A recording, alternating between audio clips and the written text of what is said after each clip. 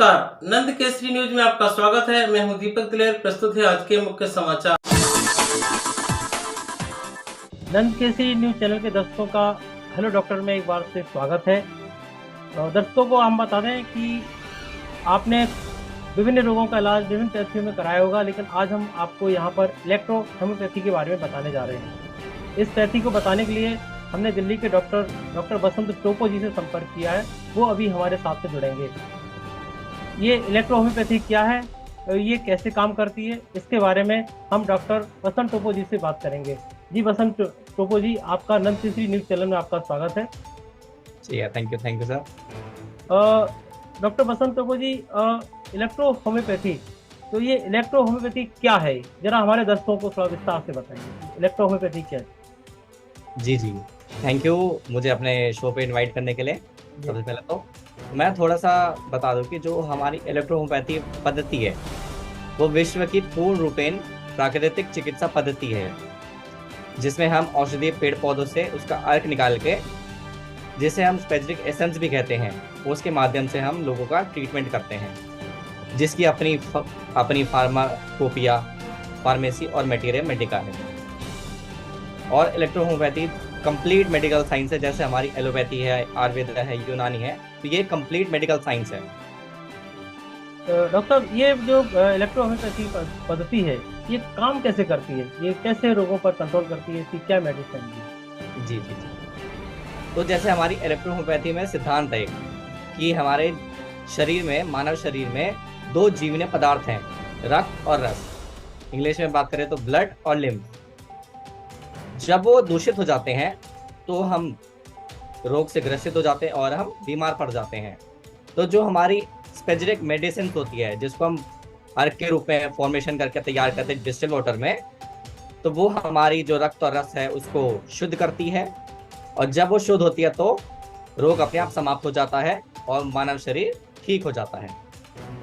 Doctor साहब, ये जो इलेक्ट्रो होम्योपैथी है, इसे अपन क्या होम्योपैथी का एक सब्स्टिट्यूट कर सकते हैं, इसे एक ब्रांच कह सकते हैं होम्योपैथी की?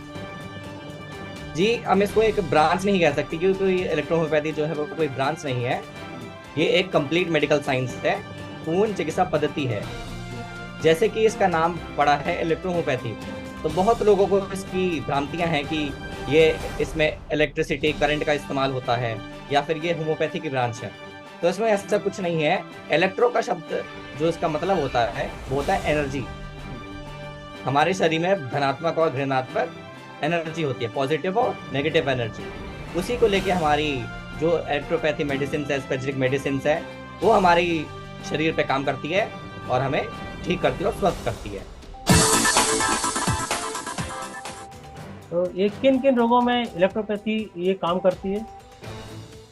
जी, ऐसी कोई भी बीमारी नहीं है जिसमें इलेक्ट्रोपैथी काम नहीं करती हो। हर बीमारी, जैसे क्रोनिक से क्रोनिक बीमारी में एक काम करती है, जैसे कि आपकी डायबिटीज हो गई, बीपी हो गई, शुगर, अस्थमा, दमा, फिर piles, digest problem, joint problem, बहुत नई से नई बीमारी और पुराने से पुरानी बीमारी में भी ये काम करती है। और लोग इससे ठीक होते आ रहे हैं और हम भी लोगों का इलाज कर रहे हैं इलेक्ट्रोपैथी के माध्यम से। जी डॉक्टर साहब, आपने इलेक्ट्रो होम्योपैथी के बारे में इतना आपने विस्तार से बताया, तो इलेक्ट्रोपैथी का प्रचलन आज भी उतना नहीं है जितना होना चाहिए। इसका आप क्या कारण मानते हैं? जी बिल्कुल, देखिए, इसका जितना प्रचलन होना चाहिए, जितना लोगों को जानना चाहिए इसके बारे में, वो उतना लोग इसके बारे में नहीं जानते, इतना प्रचलन नहीं है। इसका मेन कारण ये है कि जब भी कोई न्यू चिकित्सा पद्धति किसी देश में आती है तो उस पर पूरा रिसर्च होता है, फैक्ट्स एंड फिगर्स उसको सरकार कलेक्ट करती है, उसका डेटा कलेक्ट करती है, फिगर्स कलेक्ट करती है। तो जब ये इलेक्ट्रो होम्योपैथी भारत में आई तो इस चीज़ का अभाव था, इस चीज़ की कमी थी, इस चीज़ पे रिसर्च चल रही थी कि ये कहाँ से आई है, कितनी पुरानी पद्धति है, तो वो उनको कोई ठोस सबूत नहीं मिला। तो सरकार भी इस चीज़ में बहुत रिसर्च करने में थोड़ी सी बोर हो गई, तो इसलिए इतना आजकल इसके इतना प्रचलन नहीं है। जी डॉक्टर साहब, इलेक्ट्रोपैथी का प्रचलन को देश में और इसका प्रचलन बढ़े, लोगों तक ये पहुंचे, तो इसके लिए आपके नज़रिए से क्या उपाय होने चाहिए? जी, जैसे देखिए, बहुत सारी एसोसिएशंस है, इलेक्ट्रो होम्योपैथी एसोसिएशन है, इलेक्ट्रो होम्योपैथी मेडिकल एसोसिएशन है, और भी डिफरेंट कमिटीज़ बनाई गई हैं, डिफरेंट एसोसिएशंस हैं। तो वो अपने स्तर पे तो काम कर रही हैं। वो मुफ्त शिविर लगाती हैं, मुफ्त जांच शिविर, और फिर अवेयरनेस के लिए वो जगह जगह पे अपनी कैंप्स करती हैं। तो वो अपनी जगह पे कर रही हैं, लेकिन हमारे इंडिविजुअल लेवल पे हम क्या कर सकते हैं? इंडिविजुअल लेवल पे हम लोगों को अपनी दवाई से, स्पेसिफिक मेडिसिन से उनको ठीक कर सकते हैं, क्योंकि अगर हमने किसी एक बंदे को भी ठीक कर दिया तो वो आगे जाके 10 लोगों को बताएगा कि मैं ऐसे स्पेसिफिक मेडिसिन से ठीक हुआ। हम इसके बारे में अवेयरनेस कर सकते हैं, चर्चा कर सकते हैं, हम भी अपने स्तर पे कैंप्स लगा सकते हैं, लोगों को बता सकते हैं स्पेसिफिक मेडिसिन के बारे में और इसका कितना इफेक्टिव है ये भी हम उसको बता सकते हैं। तो लोग अवश्य इसका सेवन करेंगे और अपने आप को स्वस्थ रखेंगे। जी डॉक्टर साहब, इलेक्ट्रोहोम्योपैथी की अपन बात कर रहे हैं, तो अन्य पैथियों की बारे में तो लोग पहले से जानते हैं, तो बात खर्चे की आती है, तो इलेक्ट्रोहोम्योपैथी क्या अन्य पैथियों से महंगी पैथी साबित होती है? जी बिल्कुल, आपका प्रश्न बहुत ही अच्छा है। तो मैं बता दूं कि इलेक्ट्रोहोम्योपैथी जो हमारी स्पेसिफिक मेडिसिन है वो अन्य पैथी से बिल्कुल भी महंगी नहीं है। ये सस्ती मेडिसिन है। इसमें कोई भी वर्ग का आदमी जो है इसमें मेडिसिन लेकर अपने आप को स्वस्थ कर सकता है। जैसे मैं बात करूं, अगर किसी को बीपी है, किसी को हाई बीपी है, तो वो हमारी स्पेसिफिक मेडिसिन में एक दवाई आती है A1, तो वो उसकी एक ही बूंद 1 लीटर पानी में पर्याप्त है।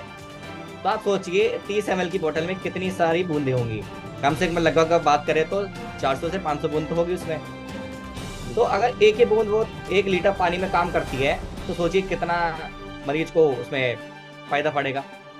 तो इसमें कोई भी वर्ग का आदमी है इसमें ले सकता है और उसको फायदा जरूर पड़ेगा इसे, और इसके कोई भी साइड इफेक्ट नहीं है अगर कोई भी इसको यूज करता है तो। जी डॉक्टर साहब, बात हो गई उसके महंगे सस्ते की, बात हमने इलेक्ट्रोहोम्योपैथी की। अब बात आती है इसकी मेडिसिन। तो जैसे एलोपैथी में टैबलेट होते हैं, कैप्सूल होते हैं, तो इलेक्ट्रोहोम्योपैथी मेडिसिन की जो दवाइयाँ होती हैं वो किस प्रकार की होती हैं? जी देखिए, जैसे इलेक्ट्रोहोम्योपैथी में हमारी लिक्विड फॉर्म में भी होती है, इसमें हमारी टैबलेट फॉर्म में भी होती है, जेल फॉर्म में भी होती है, इसकी आई ड्रॉप्स भी आती है, माल्ट्स आते हैं इसके। तो तरह तरह की इसमें फॉर्मेशन करके हम इसमें जैसे 114 प्लांट से हम इसका अर्क निकाल के हम दवाई फॉर्मेशन करते हैं। लगभग 80 के करीबन तो हमारी भारत में पाई जाती है और बाकी जो 34 है तो वो बाहर के देशों में पाई जाती है। तो टोटल 114 प्लांट्स हो गए। 114 प्लांट से इसकी दवाई बनाई जाती है। एलोपैथी से किन बीमारियों का इलाज होता है? दोनों के इलाज में क्या भिन्नता है? मान लीजिए अपन कोई बीमारी का इलाज अपन मतलब एलोपैथी से कर रहे हैं और उसी बीमारी का इलाज अगर अपन इलेक्ट्रोपैथी से करते हैं तो दोनों के इलाज में क्या उसमें डिफरेंस आता है, क्या उसमें भिन्नता है? जी बिल्कुल। तो देखिए, जैसे हम किसी बीमारी को एलोपैथी से ठीक करते हैं, आपको पता ही है कि अगर कोई किसी को कैल्शियम की कमी है तो उसमें क्या होता है, डॉक्टर इसमें आपको एक महीने से ज्यादा या 2 महीने से ज्यादा कैल्शियम की टैबलेट नहीं लेनी है, तो ये मार्केट से टैबलेट लेते हैं, है ना। लेकिन इसमें अगर इसके हम कोई भी मेडिसिन यूज करते हैं तो इसमें कुछ ऐसा नहीं होता। अगर हम इसकी जैसे इसकी डोसेज की यूज की बात करें तो जैसे 3 से 5 बूंद हमें लेनी होती है, तो वो आप जिंदगी भर भी इसको ले सकते हैं। इसका कोई भी साइड इफेक्ट, जैसे मैंने कहा, इसका कोई भी साइड इफेक्ट नहीं है। तो इसमें आप कितने भी बूंद लेंगे, इसमें ये भी नहीं रहता कि आप कभी भूल गए तो आपका डोज मिस हो जाएगा। आपको जब याद आता है आप तब ले सकते हैं। और अगर इसमें मैं तो आपको थोड़ा सा बता दूं, जैसे एक बीमारी होती है लिपोमा। लिपोमा में क्या होता है, लिपोमा में आपके शरीर में गांठें पड़ जाती है जगह जगह, या तो कोई एक पार्ट पे पड़ जाएगी या तो पूरे शरीर में हो जाएगी, है ना। तो उसमें एलोपैथी में क्या होता है, एलोपैथी में डॉक्टर इसका कोई एलोपैथी में कोई इलाज नहीं है। जब भी गांठें हो जाती है शरीर में तो डॉक्टर एक ही सलाह देते हैं कि आप इसका सर्जरी करवाओ। लेकिन इतनी सारी शरीर में गांठें हो जाती है तो बंदा कहाँ अपने कहाँ टाके लगवाएगा। तो ये बहुत बड़ा इसमें ये है। जैसे इलेक्ट्रोहोम्योपैथी की बात की जाए तो इसमें हम उसको स्पेसिफिक मेडिसिन देके उसको बिना सर्जरी के, बिना उसके ऑपरेशन के हम उसको ठीक कर सकते हैं। तो ये बहुत मेन पॉइंट है बात करें तो इसमें डिफरेंस एलोपैथी और इलेक्ट्रोहोम्योपैथी में। जी डॉक्टर साहब, इलेक्ट्रोहोम्योपैथी में भी क्या सर्जरी, ऑपरेशन इत्यादि होते हैं? इसमें भी इस टाइप से सर्जरी और ऑपरेशन का प्रावधान है? जी बिल्कुल। देखिए, इलेक्ट्रोहोम्योपैथी जो हमारी ये पद्धति है वो दोष रहित और दर्द रहित चिकित्सा पद्धति है। इसमें कोई भी सर्जरी और ऑपरेशन नहीं होता। और इसमें हम पेशेंट को जो अगर कोई ग्रसित क्रोनिक बीमारी से ग्रसित है तो हम उसको पीने के लिए देंगे और उसको लगाने के लिए भी देंगे, तो उसको डबल फायदा होगा। जैसे मैंने बताया कुछ, जैसे लिपोमा था तो लिपोमा को हम उसको पिलाने के लिए भी दे रहे थे और हम उसको लगाने के लिए भी दे रहे थे, तो उसको 15 दिन में रिजल्ट आया। एक पेशेंट थे, मैंने उनको दिया था, तो मतलब 15 दिन में इनको रिजल्ट आया और मतलब वो अभी उनका ट्रीटमेंट चल रहा है और मतलब वो अभी कह रहे हैं सर बहुत मतलब अच्छा है। जी डॉक्टर साहब, एक जरा आपसे जुड़ा हुआ सवाल है ये। जी आपने इलेक्ट्रोपैथी में आपने डॉक्टर की उपाधि ली है, तो आपने इलेक्ट्रोपैथी से ही आपने डॉक्टर आपके बने अन्य पैथियाँ भी हैं, जैसे आपका एलोपैथी है, होम्योपैथी में भी जा सकते हैं आप, तो आपने इलेक्ट्रोपैथी को ही क्यों चुना आपने अपने करियर के लिए? जी जी बिल्कुल, आपका बहुत मतलब मेरे से जुड़ा ही प्रश्न है, पूछा है आपने। तो इसका सीधा सीधा मैं आंसर दूंगा। जैसे इलेक्ट्रोहोम्योपैथी, जैसे मैंने आपको बताया, ये दर्द रहित, दोष रहित है। तो लोग कुछ ऐसा सोचते हैं कि मतलब मेरा बिना ऑपरेशन के, बिना इंजेक्शन के मेरा ट्रीटमेंट हो जाए और मुझे समाधान, स्थायी समाधान मिल जाए, कि मुझे बार बार दवाई मतलब लेने ना जाना पड़े, जड़ से ठीक हो जाए। तो मुझे एक लगता था कि मतलब जैसे हम किसी एमबीबीएस डॉक्टर के पास जाते हैं, दवाई लेते हैं, तो वो कहते हैं कि आपको इससे परहेज करो, उससे परहेज करो, ये मत खाओ, वो मत खाओ। लेकिन इसमें इलेक्ट्रोहोम्योपैथी में मैंने देखा कि इसमें ऐसा कुछ भी ऐसा प्रावधान नहीं है कि आपको ये नहीं खाना है, आपको इससे परहेज करना है, उससे परहेज करना है। तो एक तो ये पॉइंट था।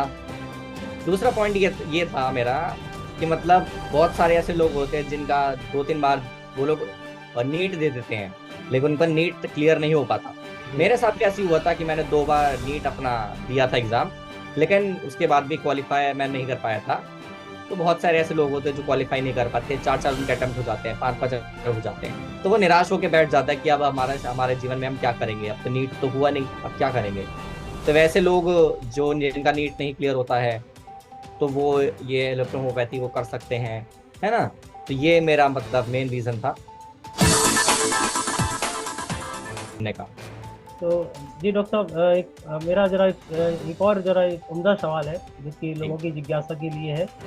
जैसे हम देखते हैं कि एलोपैथी में डॉक्टर के पास जाता है पेशेंट डॉक्टर को दिखाता है, तो तो इसके बाद में क्या होता है, वो डॉक्टर क्या होता है तो हम जाँचें लिख देते हैं। तो क्या इलेक्ट्रोपैथी में भी टेस्ट इस टाइप के होते हैं क्या? जैसे ब्लड टेस्ट है, ब्लड अल्ट्रासाउंड है, एक्सरा वगैरह, इस टाइप से इलेक्ट्रोपैथी में भी इस टाइप से आप लोग करवाते हैं? जी जी बिल्कुल। देखिए, इलेक्ट्रोहोम्योपैथी कोई भी चिकित्सा पद्धति हो, हमें बीमारी की डायग्नोस करने के लिए हमें उसका चेकअप करवाना जरूरी है।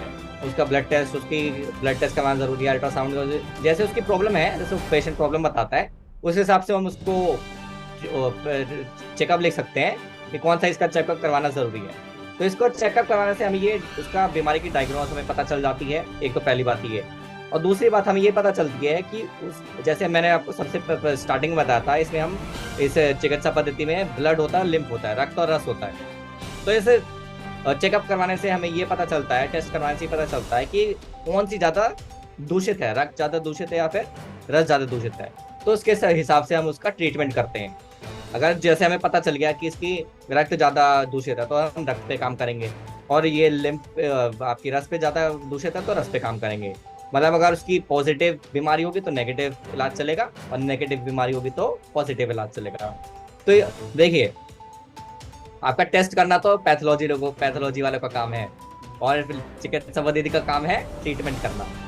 तो ये बिल्कुल इसमें है कि करना है, मतलब है डायग्नोस करने के लिए। तो वो एक मेन पॉइंट है उसमें। डॉक्टर बसंत टोपो जी, अब आज की वार्ता का मैं आपसे अंतिम सवाल पूछूंगा आपसे। मेरा अंतिम सवाल आपका ये रहेगा कि इलेक्ट्रोहोम्योपैथी देश में और प्रचलन आए और ये आम जनमानस तक ये पहुंचे, तो इसके लिए आप शासन सरकार से आप क्या अपेक्षा करते हैं? देखिए, जैसे मैंने बताया कि कमिटीज और वो सब अपने स्तर पे अपना काम कर रही है, लेकिन मैं सरकार से ये मतलब मेरी ये अपेक्षा है कि जल्दी से जल्दी इसको मान्यता दें, इसको रिकॉग्नाइजेशन दें। जैसे इसमें रिसर्च चल रहा है तो इसमें रिसर्च चलते रहेगा, आगे भी चलता रहेगा, कोई दिक्कत नहीं है। लेकिन जब एक उसको रिकॉग्निशन मिल जाता है, तो जैसे अभी हमारी एलोपैथी चल रही है, यूनानी चल रही है, आयुर्वेदा चल रही है, होम्योपैथी चल रही है देश में हमारी, तो इसको अगर एक रिकॉग्निशन मिल जाता है तो इसमें लोगों का भी फायदा है और हमारा भी फायदा है। हमारा फायदा इसलिए है क्योंकि जो डॉक्टर्स हैं उसको एक इलेक्ट्रो आजकल देखा जाता है कि लोग बोलते हैं कि ये वैलिड नहीं है, ये फर्जी लोगों का काम है, तो वो एक जो टैग है वो हट जाएगा। और जो पेशेंट आते हैं हमारे पास उनको तो अभी भी फायदा मिलता है और आगे भी फायदा मिलेगा। तो ये सरकार इस पे ध्यान दे और ये सरकार इस पे रिसर्च करके काम कर सकती है। तो ऐसा नहीं है कि इनको अकेले ही काम करना है, हम भी साथ देंगे और लोगों को भी साथ देना है। तो आपके चैनल के माध्यम से मैं तो लोगों से यही कहूँगा कि आप इलेक्ट्रोहोम्योपैथी को अपनाएं और उसको उपयोग करें, उसका सेवन करें, और जो भी रिजल्ट आता है या आपको अच्छा लगता है नहीं लगता है वो हमें ज़रूर बताएं, तो हम उस पर रिसर्च करके हम और अच्छे से अच्छा आपको प्रोवाइड कर सकते हैं। तो डॉक्टर बसंत टोपो जी, आप दिल्ली से हमसे बात कर रहे थे, आपने नंद केसरी न्यूज़ चैनल से बात की, इसके लिए बहुत बहुत धन्यवाद। तो नंद केसरी दर्शकों को हम बता दें, ये थे डॉक्टर बसंत टोपो जी जो नई दिल्ली से हमसे बात कर रहे थे। आपने इलेक्ट्रोहोम्योपैथी में BEMS डॉक्टर हैं और आज इन्होंने हमको इलेक्ट्रोहोम्योपैथी के बारे में विस्तार से पूरी तरह से हमको जागरूक किया, हमें बहुत सी जानकारियाँ दी कि इलेक्ट्रोपैथी क्या है, इससे हमें डरना नहीं चाहिए, हमें इसके प्रति हमें इसकी तरफ आकर्षित होना चाहिए, हमें इससे इलाज लेना चाहिए, इससे कोई साइड इफेक्ट नहीं है, इत्यादि सारी बातों का डॉक्टर बसंत टोपो जी ने जो है हमको यहाँ पर आज नंद केसरी न्यूज़ चैनल के मंच पर उन्होंने विस्तार से बताया।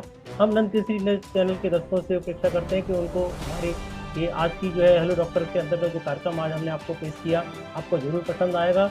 नंद केसरी न्यूज़ चैनल को एक बार फिर से आप सभी दर्शकों का नमस्कार करते हैं। नमस्कार। आज के समाचारों में इतना ही, कल हम फिर हाजिर होंगे, तब तक के लिए मैं इजाज़त दीजिए, नमस्कार।